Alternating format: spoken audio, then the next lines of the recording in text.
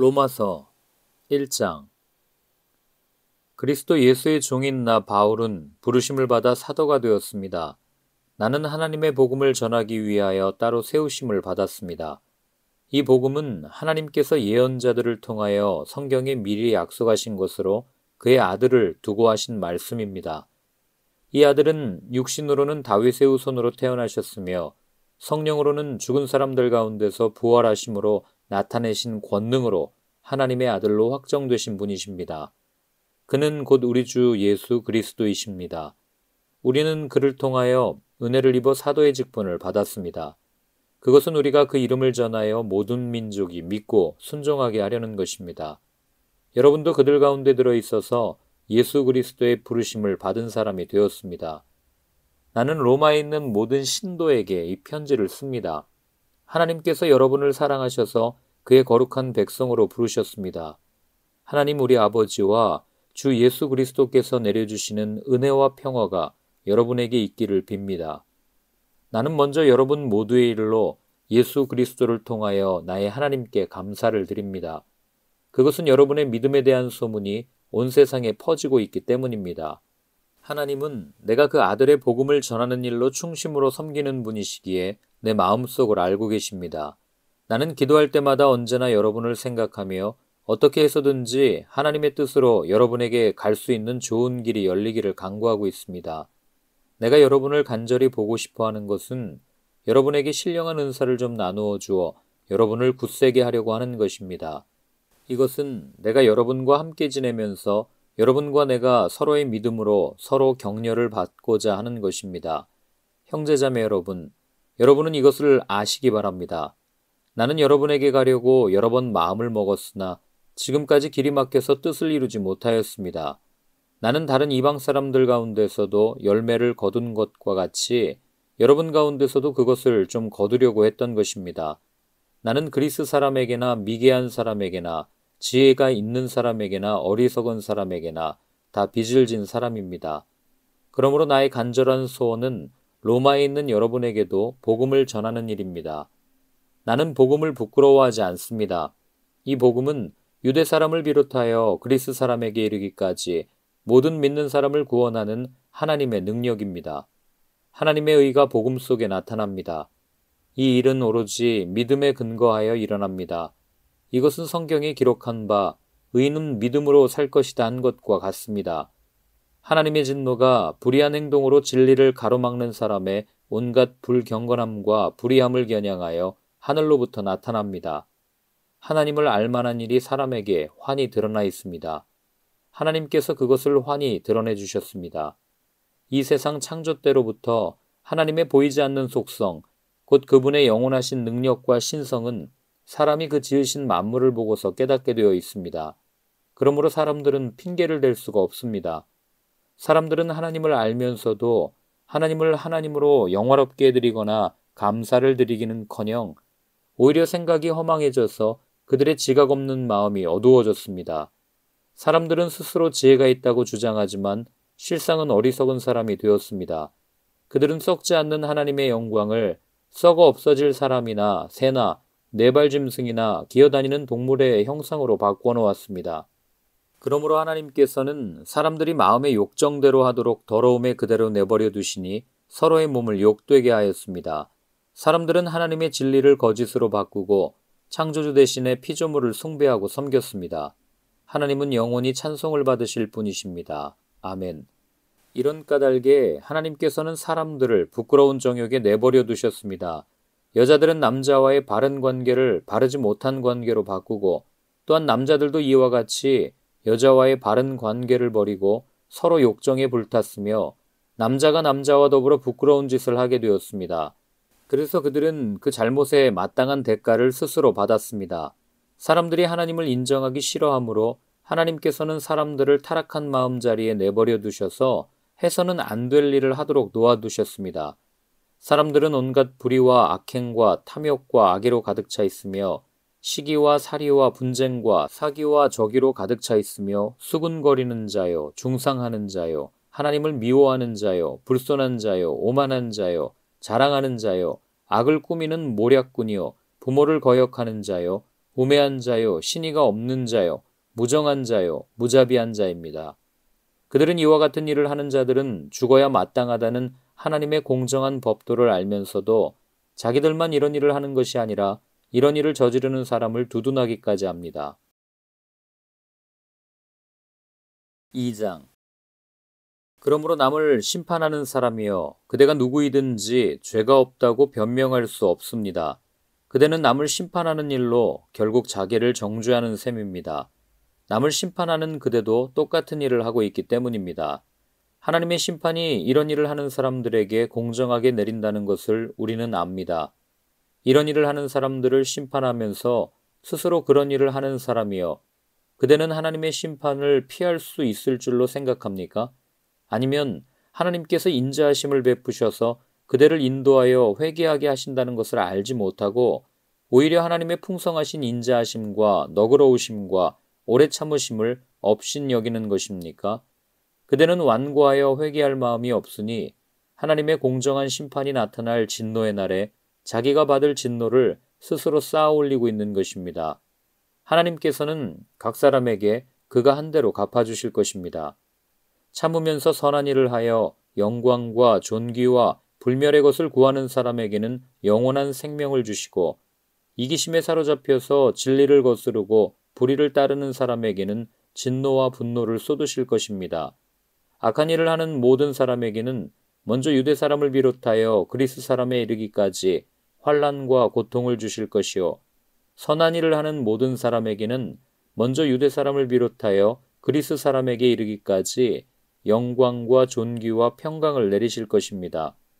하나님께서는 사람을 차별함이 없이 대하시기 때문입니다. 율법을 모르고 범죄한 사람은 율법과 상관없이 망할 것이요, 율법을 알고 범죄한 사람은 율법을 따라 심판을 받을 것입니다. 하나님 앞에서는 율법을 듣는 사람이 의로운 사람이 아닙니다. 오직 율법을 실천하는 사람이라야 의롭게 될 것이기 때문입니다. 율법을 가지지 않은 이방 사람이 사람의 본성을 따라 율법이 명하는 바를 행하면 그들은 율법을 가지고 있지 않아도 자기 자신이 자기에게 율법입니다. 그런 사람은 율법이 요구하는 일이 자기의 마음에 적혀 있음을 드러내 보입니다. 그들의 양심도 이 사실을 증언합니다. 그들의 생각들이 서로 고발하기도 하고 변호하기도 합니다. 이런 일은 내가 전하는 복음대로 하나님께서 그리스도를 내세우셔서 사람들이 감추고 있는 비밀들을 심판하실 그날에 드러날 것입니다. 그런데 그대가 유대 사람이라고 자처한다고 합시다. 그래서 그대는 율법을 의지하며 하나님을 자랑하며 율법의 가르침을 받아서 하나님의 뜻을 알고 가장 선한 일을 분간할 줄 알며 눈먼 사람의 길잡이요, 어둠 속에 있는 사람의 빛이라고 생각하며 지식과 진리가 율법의 구체화된 모습으로 들어있다고 하면서 스스로 어리석은 사람의 스승이요, 어린아이의 교사로 확신한다고 합시다.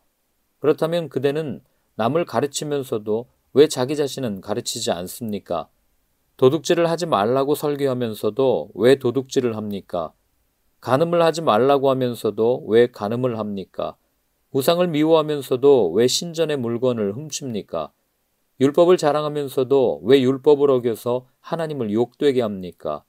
성경에 기록한 바 너희 때문에 하나님의 이름이 이방 사람들 가운데서 모독을 받는다 한 것과 같습니다.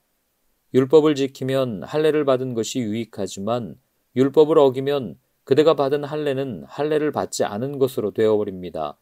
그러므로 할례를 받지 않은 사람이 율법의 규정을 지키면 그 사람은 할례를 받지 않았더라도 할례를 받은 것으로 여겨질 것이 아니겠습니까? 그리고 본래 할례를 받지 않았더라도 율법을 온전히 지키는 사람이 율법의 조문을 가지고 있고 할례를 받았으면서도 율법을 범하는 사람인 그대를 정죄할 것입니다. 겉모양으로 유대 사람이라고 해서 유대 사람이 아니요, 겉모양으로 살갗에 할례를 받았다고 해서 할례가 아닙니다. 오히려 속사람으로 유대 사람이니가 유대 사람이며 율법의 조문을 따라서 받는 할례가 아니라 성령으로 마음에 받는 할례가 참 할례입니다. 이런 사람은 사람에게서가 아니라 하나님에게서 칭찬을 받습니다. 3장. 그러면 유대 사람의 특권은 무엇이며 할례의 이름은 무엇입니까? 모든 면에서 많이 있습니다. 첫째는 그들이 하나님의 말씀을 맡았다는 것입니다. 그런데 그들 가운데서 얼마가 신실하지 못했다고 해서 무슨 일이라도 일어납니까? 그들이 신실하지 못했다고 해서 하나님의 신실하심이 없어지겠습니까? 그럴 수 없습니다. 사람은 다 거짓말쟁이이지만 하나님은 참되십니다. 성경에 기록한 바 주님께서는 말씀하실 때에 의로우시다 인정을 받으시고 재판을 받으실 때에 주님께서 이기시려는 것입니다. 한 것과 같습니다. 그런데 우리의 불의가 하나님의 의를 드러나게 한다면 무엇이라고 말하겠습니까? 우리에게 진노를 내리시는 하나님이 불의하시다는 말입니까? 이것은 사람들이 말하는 방식으로 내가 말해본 것입니다. 절대로 그럴 수 없습니다. 만일 그렇다면 하나님께서 어떻게 세상을 심판하실 수 있겠습니까? 다음과 같이 반박하는 사람도 있을 것입니다. 나의 거짓됨 때문에 하나님의 참되심이 더욱 분명하게 드러나서 하나님께 영광이 돌아간다면 왜 나도 역시 여전히 죄인으로 판정을 받습니까? 더욱이 좋은 일이 생기게 하기 위하여 악한 일을 하자 하고 말할 수 있겠습니까? 사실 어떤 사람들은 우리가 그런 말을 한다고 비방합니다. 그런 사람들은 심판을 받아야 마땅합니다. 그러면 무엇을 말해야 하겠습니까? 우리 유대 사람이 이방 사람보다 낫습니까? 전혀 그렇지 않습니다. 유대 사람이나 그리스 사람이나 다 같이 죄 아래 있음을 우리가 이미 지적하였습니다. 성경에 이렇게 기록되어 있습니다. 의인은 없다. 한 사람도 없다. 깨닫는 사람도 없고 하나님을 찾는 사람도 없다. 모두가 곁길로 빠져서 쓸모가 없게 되었다. 선한 일을 하는 사람은 없다. 한 사람도 없다. 그들의 목구멍은 열린 무덤이다. 혀는 사람을 속인다. 입술에는 독사의 독이 있다. 입에는 저주와 독설이 가득 찼다. 발은 피를 흘리는 일에 빠르며 그들이 가는 길에는 파멸과 비참함이 있다. 그들은 평화의 길을 알지 못한다. 그들의 눈에는 하나님을 두려워하는 빛이 없다. 율법에 있는 모든 말씀이 율법 아래 사는 사람에게 말한 것임을 우리는 압니다. 그것은 모든 입을 막고 온 세상을 하나님 앞에서 유죄로 드러내려는 것입니다. 그러므로 율법의 행위로는 하나님 앞에서 의롭다고 인정받을 사람이 아무도 없습니다. 율법으로는 죄를 인식할 뿐입니다. 그러나 이제는 율법과는 상관없이 하나님의 의가 나타났습니다. 그것은 율법과 예언자들이 증언한 것입니다. 그런데 하나님의 의는 예수 그리스도를 믿는 믿음을 통하여 오는 것인데 모든 믿는 사람에게 미칩니다. 거기에는 아무 차별이 없습니다. 모든 사람이 죄를 범하였습니다. 그래서 사람은 하나님의 영광에 못 미치는 처지에 놓여 있습니다.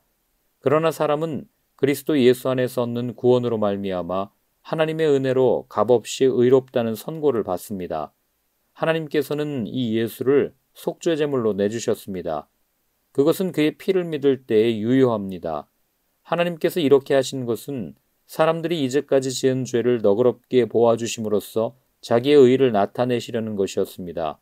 하나님께서 오래 참으시다가 지금 이때에 자기의 의로우심을 나타내신 것은 하나님은 의로우신 분이시라는 것과 예수를 믿는 사람은 누구나 의롭다고 하신다는 것을 보여주시려는 것입니다. 그렇다면 사람이 자랑할 것이 어디 있습니까? 전혀 없습니다. 무슨 법으로 의롭게 됩니까? 행위의 법으로 됩니까? 아닙니다. 믿음의 법으로 됩니다. 사람이 율법의 행위와는 상관없이 믿음으로 의롭다고 인정을 받는다고 우리는 생각합니다. 하나님은 유대 사람만의 하나님이십니까? 이방 사람의 하나님도 되시지 않습니까? 그렇습니다. 이방 사람의 하나님도 되십니다. 참으로 하나님은 오직 한 분뿐이십니다. 그러므로 하나님께서는 할례를 받은 사람도 믿음을 보시고 의롭다고 하시고 할례를 받지 않은 사람도 믿음을 보시고 의롭다고 하십니다. 그러면 믿음으로 말미암아 우리가 율법을 폐합니까? 그럴 수 없습니다. 도리어 율법을 굳게 세웁니다.